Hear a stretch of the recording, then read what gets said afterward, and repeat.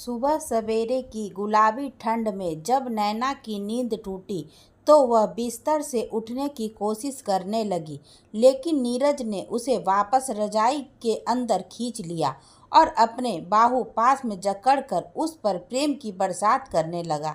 नैना खुशी के मारे भाव विभोर उठी, उसकी आंखों में आंसू छलक आए तो नीरज ने अपने उंगलियों के पोर से उसके आंसू पोंछते हुए कहा कि अब आंसू बहाने के नहीं बल्कि खुशियां मनाने के दिन आए हैं। तुम रो क्यों रही हो? नैना भरे गले से बोली कि यह तो खुशी के आंसू हैं। जब से वह दुर्घटना हुई उसके बाद से मैंने केवल दुख के आंसू ही बहाए हैं, लेकिन तुम्हारे कारण आज मेरे जीवन में वह सुबह भी आई जब मैं खुशियों के आंसू बहा रही हूँ। इतना कहकर वह पति के चौड़े वक्ष स्थल में अपना चेहरा छुपाकर शर्मा उठी। तभी दरवाजे पर कुछ आहट हुई तो नैना छिटक कर उससे दूर होने लगी। नीरज ने हंसते हुए कहा, अरे जरा आराम से। नैना हौले से मुस्कुरा उठी और बाथरूम की ओर जाने लगी तो नीरज उसकी हथेली थामकर उसे बाथरूम तक छोड़ने के लिए चला गया। वह शरारत करते हुए बोला, मैं भी भीतर आऊं क्या? नैना उसके गाल पर एक प्यार से चपत लगाते हुए बोली, नहीं जी, मैं मैनेज कर लूंगी। इतना कहकर नैना खिलखिलाते हुए बाथरूम में घुस गई और उसने बाथरूम का दरवाज़ा भीतर से बंद कर लिया। बाथरूम में नहाते हुए उसका मन अतीत के गलियारों में भटकने लगा।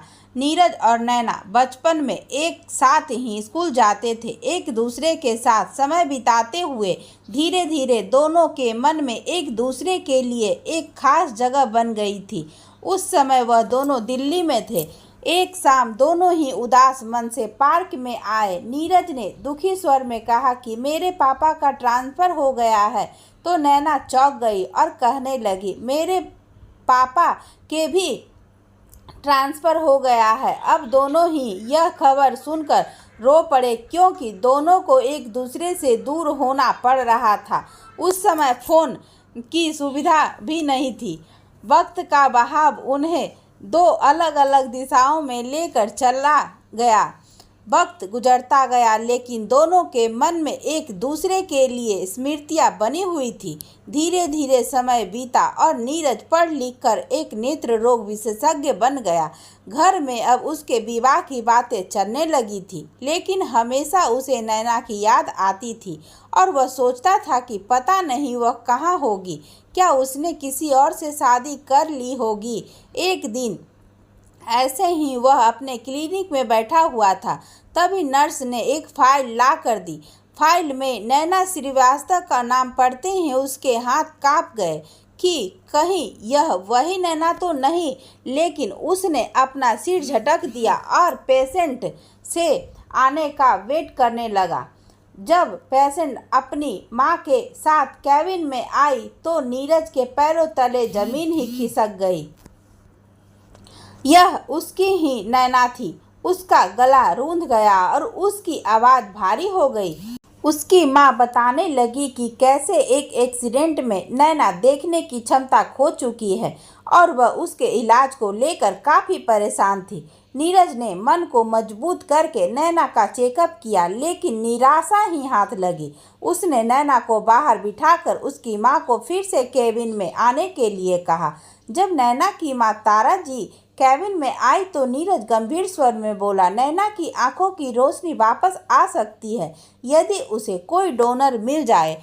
तब तक के लिए हमें इंतजार करना पड़ेगा। नैना की माँ उदास हो गई तो नीरज भावुक होकर बोल पड़ा, आंटी जी आप चिंता मत करिए, नैना ठीक हो जाएगी। अपने लिए आंटी शब्द का संबोधन सुनकर नैना की माँ तारा जी हैरानी से नीरज की ओर देखने लगी तो नीरज कहने लगा, आंटी आपने मुझे पहचाना नहीं, दिल्ली में हम पड़ोसी हुआ करते थे। मैं नीरज, याद है आपको? आपके घर आकर आपके हाथों से बने हुए लड्डू कितने प्यार से खाता था। मैं अब तारा जी को सब कुछ याद आ गया। वह भरे गले से कहने लगी, अरे बेटा तुम तो बहुत बड़े हो गए और तुम तो डॉक्टर बन गए हो। मेरी नैना भी पढ़ाई लिखाई में बहुत होशियार थी। उस दिन इसके कॉलेज का आखिरी दिन था। ये अपनी सहेलियों के साथ पार्टी करने के लिए गई हुई थी। जब ये स्कूटी से वापस आ रही थी उसी समय उसका एक्सीडेंट हुआ और उसके देखने की क्षमता चली गई। पता नहीं मेरी बच्ची को किसकी नज़र लग गई। बोलते बोलते वह रो पड़ी तो नीरज की आंखें भी नम हो गई। कहने लगा, आंटी अब मैं आ गया हूँ ना, सब ठीक हो जाएगा। उसके बाद वह नैना से मिलने के लिए उसके घर पहुंचा। इतने सालों के बाद बिछड़े हुए साथी को पाकर नैना खुश तो बहुत हुई, लेकिन अपनी कमी की वजह से अपने नीरज से ठीक से बात नहीं की। नीरज सब समझ रहा था। उसने एकांत में नैना की हथेलियों को थाम लिया और कहने लगा, नैना तुम्हारा तो पता नहीं, लेकिन मैं तुम्हें बचपन में ही बहुत पसंद करता था। अब बड़े होने के बाद जब भी मेरी शादी की बात चलती थी तो बस तुम्हारा ख्याल ही मेरी आंखों के सामने आने लगता था। अगर तुम्हें कोई और पसंद है तो कोई बात नहीं, मैं यहाँ दोबारा नहीं आऊँगा। नैना तड़प उठी और कहने लगी कि जब से हम बिछड़े हैं हर लम्हा हर पल बस तुम्हारे बारे में ही सोचती रही। मुझे लगता था कि यदि तुम्हारा साथ किस्मत में होगा तो तुम मुझे ज़रूर मिलोगे। मुझे पक्का भरोसा था, लेकिन तुम मुझे इस तरह से मिलोगे यह मैं नहीं जानती थी। मैं अब तुम्हारे लायक कहाँ रही। कहते कहते वह अपना चेहरा हथेलियाँ में छुपाकर सिसकने लगी तो नीरज ने उसका चेहरा अपनी हथेलियाँ में भरकर उसके माथे को चूमते हुए कहा कि मैं तुम्हारे शरीर से नहीं बल्कि तुमसे प्यार करता हूँ और मैं इस हाल में तुम्हें अकेला बिल्कुल भी नहीं छोड़ सकता। मैं तुम्हारा हाथ थाम लूँगा। जब डोनर मिलेगा तो तुम्हारा इलाज कराऊंगा, लेकिन प्लीज़ तुम मेरे जीवन में आ जाओ ना। नैना जो अपनी आंखों की रोशनी खोने के बाद काफ़ी सदमे में जी रही थी, वह एक बार फिर से जी उठी। वह तड़प कर नीरज के गले से लग गई। नीरज ने कसकर उसे अपनी बाहों में जकड़ लिया था, मानो वह अब उसे दुनिया के हर गम से बचा लेगा। जब नीरज ने अपने घर में नैना से शादी करने की इच्छा जताई तो घर में भूचाल सा आ गया। उसकी माँ कहने लगी कि मैंने तेरे लिए तेरी बहन की भाभी की छोटी बहन को पसंद किया था। कितनी सुंदर है वह, कोई कमी भी नहीं है। इतनी अच्छी लड़की को छोड़कर तू एक अंधी लड़की से शादी करना चाहता है। नीरज तड़प उठा और कहने लगा, माँ वह मेरा प्यार है, मैं उसे नहीं छोड़ सकता। अब बेटा इतना बड़ा डॉक्टर बन चुका था, समाज में उसका इतना अच्छा नाम था, तो उसकी मर्जी के आगे घर वालों को आखिरकार हथियार डालने ही पड़े। लेकिन वह लोग इस रिश्ते से नाखुश थे और नीरज की माँ कावेरी जी ने तो पहले ही सोच लिया था कि वह बहू को इतना परेशान करेगी कि खुद ही वह नीरज की जिंदगी से कहीं दूर चली जाएगी। आज पहली रसोई की रस्म में सास और ननद दोनों ने मिलकर पूरी तैयारी कर रखी थी। नैना जब पहली रसोई की रस्म में रसोई में पहुंची तो उसकी सास मुंह बनाते हुए कहने लगी, देखो बहू, वैसे तो तुम अंधी हो तो पता नहीं क्या ही बनाओगी, लेकिन मुझे लगा था कि मेरी बहू आएगी तो पहली रसोई की रस्म में वो हलवा बनाएगी, फिर मैं ठाकुर जी को भोग लगाऊंगी।